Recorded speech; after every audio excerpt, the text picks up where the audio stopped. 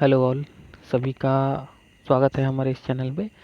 और आप सबको तो पता ही है कि हमने साइंस का भी स्टार्ट किया हुआ एक सीरीज, जिसमें क्लास नाइन्थ का मैंने बताया था, पिछले वीडियो में मैंने बताया हुआ था। आप प्ले लिस्ट में जाकर चेक कर सकते हैं। ठीक है, मैटर इन सराउंडिंग्स चैप्टर के बारे में मैंने बताया था क्लास नाइन्थ का, तो उसमें मैंने काफ़ी अच्छे से समझाया था, बट उसमें कुछ एक दो कंसेप्ट जो थे वो रह गए थे, जो मैंने बोला था कि मेरे नेक्स्ट वीडियो में मैं आप लोगों को बताऊंगा। तो इसलिए ही मैं इस वीडियो में आपको बुक शेयर करके इसलिए दिखा रहा हूँ, ताकि आप बुकिश लैंग्वेज भी समझ सकें और एग्जैक्ट ये जान सकें कि एनसीईआरटी से आपको कौन सी पार्ट को पढ़ना है और कौन सी पार्ट को आप चाहो तो इग्नोर कर सकते हो। बेसिकली एनसीईआरटी एक ऐसी बुक है जिसमें आप सभी पार्ट्स को पढ़ना आपके लिए बहुत इंपॉर्टेंट है, बट एग्ज़ाम जब पास हो तो आप सिलेक्टिव अगर पढ़ना चाहें तो आप इस वीडियो में और अच्छे से उस बात को जान सकते हैं कि एग्ज़ाम नज़दीक आने के बाद हम किन चीज़ों को पढ़ें ताकि हमारा मार्क आए। ठीक है ना, क्योंकि फाइनली हमको क्या चाहिए होता है या हमको क्या लाना होता है, हमको मार्क लाना होता है। ठीक है, तो देखिए यहाँ पर क्या है, इफेक्ट ऑफ टेम्परेचर तो मैंने पिछली वीडियो में आप लोगों को अच्छे से समझा दिया था कि जब मैटर किस तरह स्टेट चेंज करता है, सॉलिड से लिक्विड, लिक्विड से गैस। ठीक है, ये मैंने बताया हुआ था।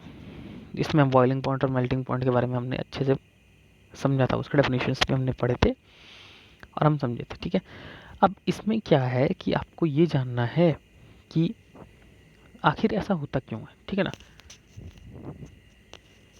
ठीक है, जब हम किसी सॉलिड को हीट करते हैं तो उसका टेम्परेचर बढ़ने की जगह फाइनली एक ऐसा पॉइंट क्यों आता है कि वो लिक्विड बन जाता है। ठीक है, so where does the extra energy that we are giving it, it usually goes, यही तो यहाँ लिखा हुआ है। ठीक है ना, इसका टेम्परेचर तो सेम होता होता है। ठीक है, टेम्परेचर सेम रह जाता है और वो स्टेट चेंज करना शुरू कर देता है। जैसे कि मैं कहता हूँ, एक एग्जांपल हम ले लेते हैं। 100 डिग्री सेंटीग्रेड में जब वाटर रीच करता है तो क्या होता है कि वाटर 100 डिग्री सेंटीग्रेड के बाद जब आप वाटर को हीट करते हो तो वो 101, 102, 104, 105 में नहीं जाता, बल्कि वो 100 में ही होता है और वो अपने स्टेट को चेंज कर देता है, यानी कि वो वेपर बन जाता है। ऐसा क्यों होता है? देखिए, जो हीट एनर्जी यूज़ होता है मैटर के स्टेट को चेंज करने के लिए, उसे हम लेटेंट हीट कहते हैं। ठीक है ना, लेटेंट हीट का मतलब क्या होता है? लेटेंट का मतलब क्या होता है, ये अगर आपके दिमाग में आता हो तो मैं एक बार बता देता हूँ कि इसका मतलब हिडन होता है, जो मैंने शायद पिछली वीडियो में भी आप लोगों से शेयर किया हुआ था। ठीक है, उसे हिडन हीट कहते हैं। क्योंकि why that heat is hidden, क्योंकि वो हीट जो है वो हमारा टेम्परेचर नहीं इंक्रीज कर रहा है, बट क्या कर रहा है, वो उसके स्टेट को चेंज कर रहा है। That's why it is hidden, right. तो यहाँ पर एग्जैक्ट आप जब रीड करोगे तो वही चीज़ लिखा हुआ है, क्योंकि ये मेरे बहुत बार का पढ़ा हुआ है, तो मैं आप लोगों को उसका निचोड़ बता रहा हूँ। I am telling you the summary of this particular chapter. If you want, you can watch this video and you can read line by line also after that, so it will be more clear to you. Okay, so now इस तरह के changes जो use होते हैं, या जो जिस तरह के हीट जो यूज़ होते हैं in order to change the state, उसे हम हीट लेटेंट हीट कहते हैं। यहाँ पर आप देख सकते हो, तभी आपको विश्वास तो हो ही जाएगा। ठीक है ना, क्या, देखिए मैं आपको दिखाता हूँ, एक मिनट। यस, सो यहाँ आप देख सकते हो कि यहाँ लिखा हुआ है the word latent means hidden, that is hidden obviously. तो अगर amount of heat energy is required to change 1 kg of solid into liquid at atmospheric pressure at its melting point is known as latent heat of fusion. अब देखिए, latent heat दो तरह के होते हैं, एक तो होता है लेटेंट हीट ऑफ फ्यूजन, दूसरा होता है लेटेंट हीट ऑफ वेपराइजेशन। अब बोलोगे सर जी ये क्या है, आपने तो एक ही लेटेंट हीट बताया हुआ था। नहीं, लेटेंट हीट दो तरह के होते हैं। ऑब्वियसली हमको स्टेट्स चेंज तो दो दो तरफ से करने पड़ेंगे ना। जैसे कि मैं अगर सॉलिड से लिक्विड जाना चाहता हूँ तो वो होता है latent heat of fusion, because this process is known as fusion. But if I want to move from liquid to vapor, then what will be the latent heat? The latent heat will be of vaporization. It is quite easy to understand, right, through the name. uh, Latent heat of vaporization, pardon my handwriting, it's not so good here in the screen.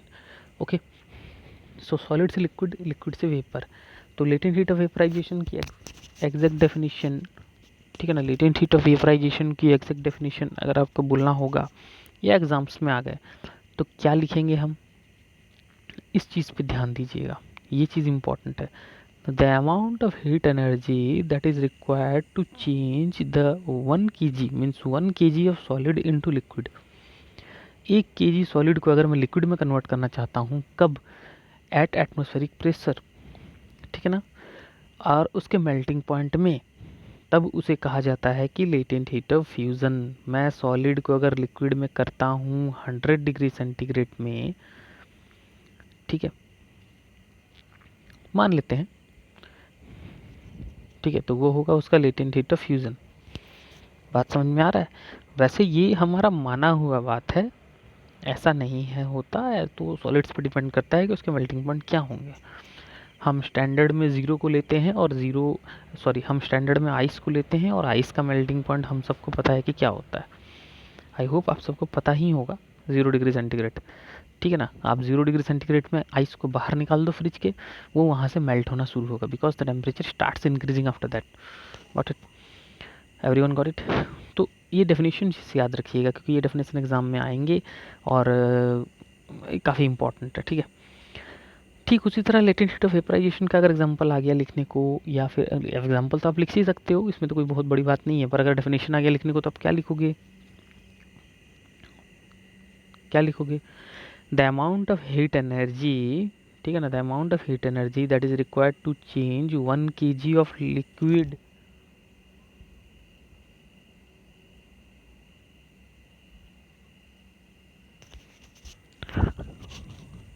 ठीक है, 1 kg of liquid को हम convert करेंगे into vapour, ठीक है। 1 kg of liquid को जब हम वेपर में कन्वर्ट करते हैं in its what, in its boiling point obviously. समझ में आ रहा है? क्योंकि वो बॉयल होता है ना, इस प्रोसेस को तो बॉयल कहते हैं। तो बॉइलिंग पॉइंट में अगर वो हम कन्वर्ट करते हैं तो उतने अमाउंट ऑफ हीट एनर्जी को हम कहेंगे latent heat of vaporisation. I hope कि आप लोगों को समझ में आ रहा होगा। तो दो चीज़ें हैं, लेटेंट हीट ऑफ फ्यूजन और लेटेंट हीट ऑफ वेपराइजेशन। इसको ध्यान रखिएगा। Fusion means solid to liquid at its melting point obviously, and vaporization means liquid to gas at its boiling point. Got it? यहाँ तक तो मुझे पूरा भरोसा है कि आप लोगों को क्लियर हो गया होगा। तो अब हम आगे बढ़ते हैं। चलिए इसके आगे देखते हैं कि जो एग्जामिनेशन पॉइंट ऑफ व्यू से काफ़ी इंपॉर्टेंट है वो क्या क्या है, वो देख लेते हैं। ये केल्विन से सेंटीग्रेड का जो कन्वर्जन है ये काफ़ी इंपॉर्टेंट है और साथ ही साथ बहुत ईजी है। तो ये क्या बताना है इसमें, बहुत छोटे बच्चों वाली बात है, ठीक है ना। फिर भी मैं बता देता हूँ क्योंकि वो बुक में है और हो सके तो एग्ज़ाम में आ सकता है, बट मैं अगर एग्जामिनर हूँ तो मैं इन सब क्वेश्चंस पे तो ध्यान नहीं दूंगा बच्चों को देने के लिए, ठीक है। फिर भी ये होता है कि 0 डिग्री सेंटीग्रेड को, इसको थोड़ा थिक कर देते हैं ताकि आपको बेटर व्यू हो। 0 डिग्री सेंटीग्रेड में 273 केल्विन होता है। यानी 0 डिग्री सेंटीग्रेड का जो टेम्परेचर होता है वो ऑलरेडी 273 केल्विन होता है। कहने की क्या मतलब है ये? अगर मैं बोलूँगा कि बताओ भाई कि 10 डिग्री सेंटीग्रेड का टेम्परेचर क्या होगा, तो आप बोलोगे सर 273 जो था 0 में +10 हो जाएगा, तो ये क्या हो जाएगा 283। That's it. So I don't think you will have any problem regarding these simple conversions. Okay, you will handle them. अब देखिए यहाँ पर समझने वाली बात ये है कि हमने टेम्परेचर का तो चेंजेस देख लिया कि इफेक्ट ऑफ टेम्परेचर क्या होता है in solid liquid in gas, right. But what will be effect of और change of pressure? What will be effect of change of pressure? अगर प्रेशर चेंज होता है in this 3 respective states of matter, then what exactly happens to them? समझ में आ रहा है? देखिए सीधी सी बात है, यहाँ ज़्यादा इसके बारे में एक्सप्लेन नहीं किया गया पर मैं समझा देता हूँ। अगर एक सॉलिड है उसके पार्टिकल्स तो काफ़ी क्लोजली पैक्ड होते हैं, ठीक है ना, तो इसमें प्रेशर अप्लाई करने पे कोई खास फर्क तो पड़ने वाला है नहीं, because they are not compressible. How they will be compressed if their particles are not having any intermolecular spaces in between them? अगर उनके बीच कोई स्पेस ही नहीं है तो ये कंप्रेस ही नहीं होगी, ठीक है। अब देखते हैं लिक्विड का केस को। ये जैसे मान लीजिए एक लिक्विड के हम स्ट्रक्चर को देख रहे हैं, तो उसमें हम जानते हैं कि इनके अंदर जो स्पेसेस होते हैं वो ज़्यादा होते हैं, ठीक है ना, स्पेसेस ज़्यादा होते हैं ऑब्वियसली। तो स्पेस ज़्यादा होने की वजह से they are quite compressible but not as compressible as gas, ठीक है। कहीं ना कहीं लिक्विड की कंप्रेसिबिलिटी पे सवाल उठते रहते हैं, वो बहुत ही कम कंप्रेसिबल होते हैं, बट हम ये कह सकते हैं कि हाँ एज कम्पेयर टू सॉलिड वो होते तो हैं बट बहुत कम, नियरली नेग्लिजिबल आप कह सकते हो। तो इस पे भी कुछ खास प्रेशर का इफेक्ट नहीं होता है, ये आप लोगों को माइंड में क्लियर रखना है कि प्रेशर का इफेक्ट इसके स्टेट्स को चेंज करने में तो काम नहीं आता। हाँ, हम ये कर सकते हैं कि अगर हम गैसेस को चाहें, जैसे मान लीजिए कि ये गैस है, अब इसमें तो कुछ भी स्पेस का मतलब नहीं होता, जितना चाहें आप उतना स्पेस बना सकते हो, because the particles are freely roaming here and there. So if we will apply pressure here, यहाँ पर अगर हम प्रेशर अप्लाई करते हैं कोई भी साइड से, तो ये कंप्रेस होते हैं और ये कंप्रेस होकर क्या बनेंगे, ये कंप्रेस होकर लिक्विड बनेंगे। अगर आप लिक्विड को बहुत ज़्यादा प्रेशर देते हो तो वो सॉलिड बन सकते हैं, but this things are not quite practical, right.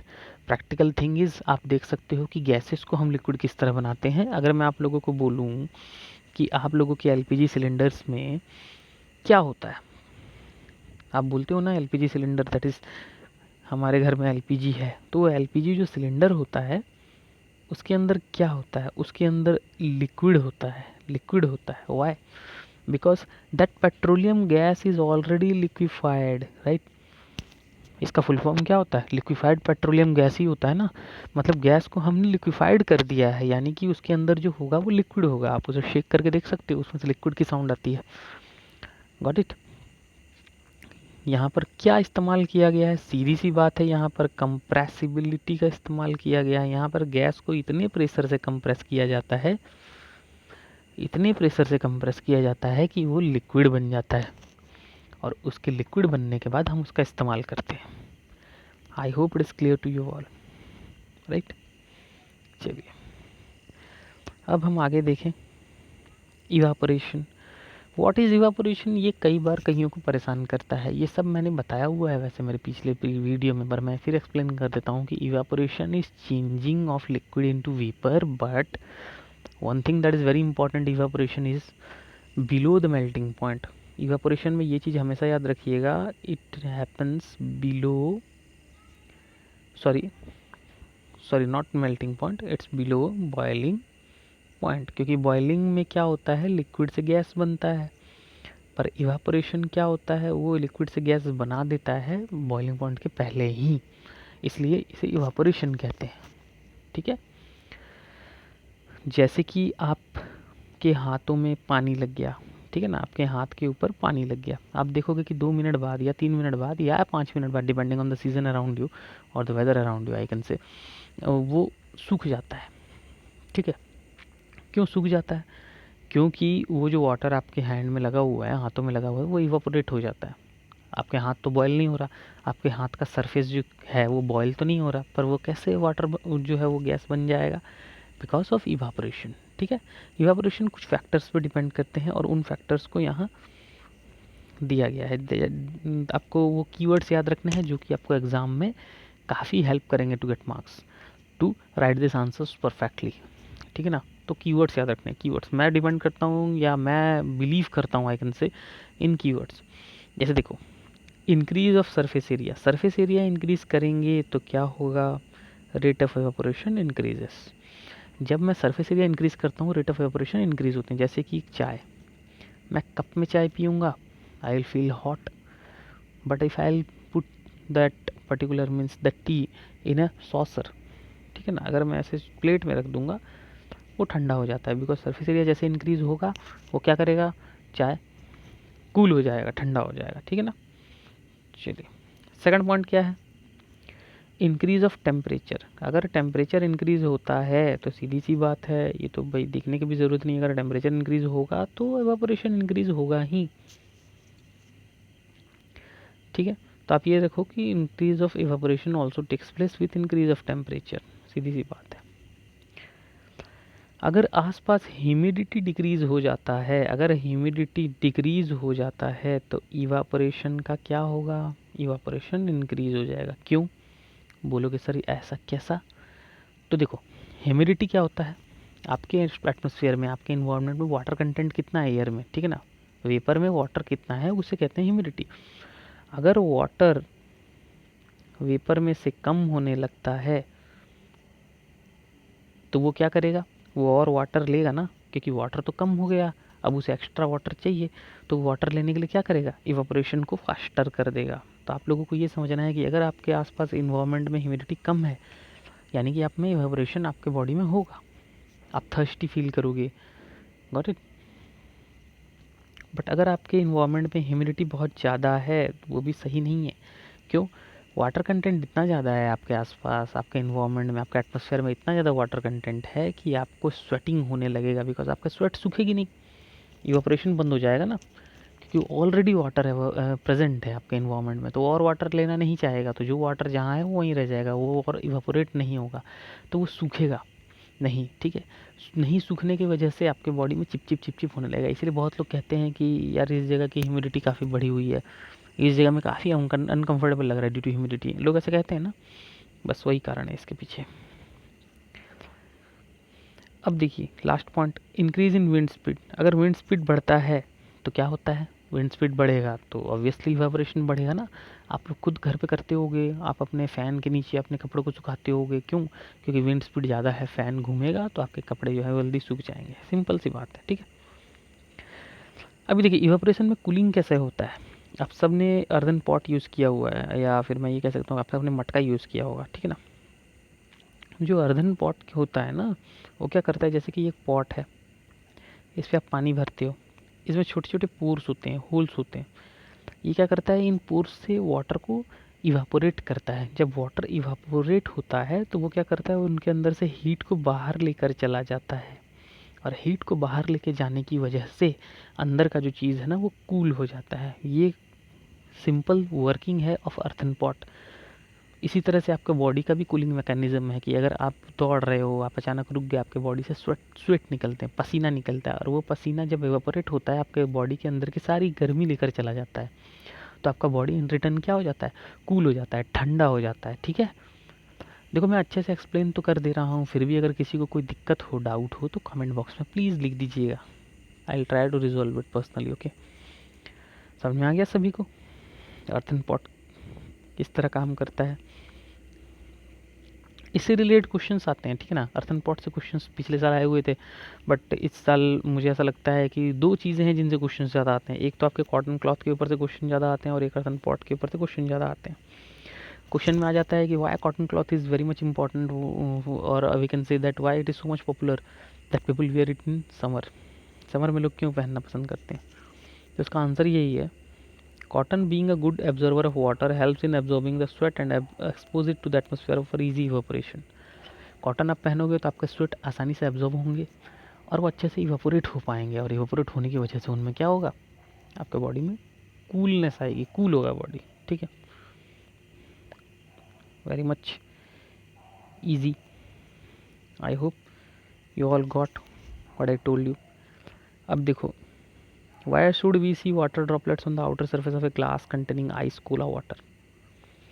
आप एक ग्लास रखते हो जो कि ऑब्वियसली उसके अंदर आपने क्या डाला है, कोई कोल्ड ड्रिंक डाल दिया है, ठीक है, तो उसमें वाटर ड्रॉपलेट क्यों दिखेंगे? सिंपल सी बात है, अगर एक ग्लास है जिसके अंदर ठंडा पानी है या कोई कोल्ड ड्रिंक है, तो वो तो सरफेस तो कोल्ड है, और आसपास जो वाटर वेपर घूम रहे हैं हमारे, वो जब इस कोल्ड वाटर के कांटेक्ट में आएंगे तो वो तो कंडेंस होंगे। सभी को पता है that condensation is the opposite process of evaporation. Condensation में क्या होता है, कंडेंसेशन में गैस जो है दोबारा से लिक्विड बन जाता है, क्यों? कूल होकर।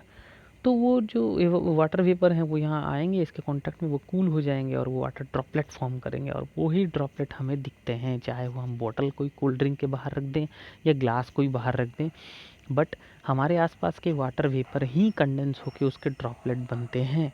आई hope it is clear as crystal, ठीक है, ठीक है ना। उसी ग्लास पे जब आप वाटर वेपर उसके कांटेक्ट में आएंगे आसपास होके, तो वही वाटर वेपर उसमें ड्रॉपलेट का काम करेंगे, मतलब वही वाटर वेपर उसके सरफेस में ड्रॉपलेट बनेंगे, क्यों? क्योंकि वो कंडेंस हो रहे हैं, because that surface is very cold.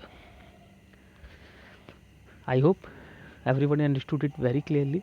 You can watch the previous video also in the playlist, okay? And then also if you will have any doubt, then I'll try to solve it. So I request you all that you are free to comment, right? कोई भी doubt हो, you are free to comment, no problem, okay. I hope सबको पसंद आया होगा ये video, क्योंकि आप लोगों की एग्ज़ाम्स आने वाली है, 9th और 10th के दोनों के एग्ज़ाम्स आने वाले हैं। मैं जल्द ही फिर 10th के साइंस के भी सीरीज स्टार्ट करने वाला हूँ, या 10th के एक चैप्टर स्टार्ट करूँगा, बिकॉज मुझे 9th और 10th को दोनों को पैरेलल ले जाना होगा, बिकॉज एग्ज़ाम्स तो दोनों के ही आ रहे हैं। बच्चों की रिक्वेस्ट आ रही थी, इसलिए मैंने वीडियो डाला ताकि आपके एग्ज़ाम्स में हेल्प हो जाए। Okay then, take care, be happy always and keep learning, bye.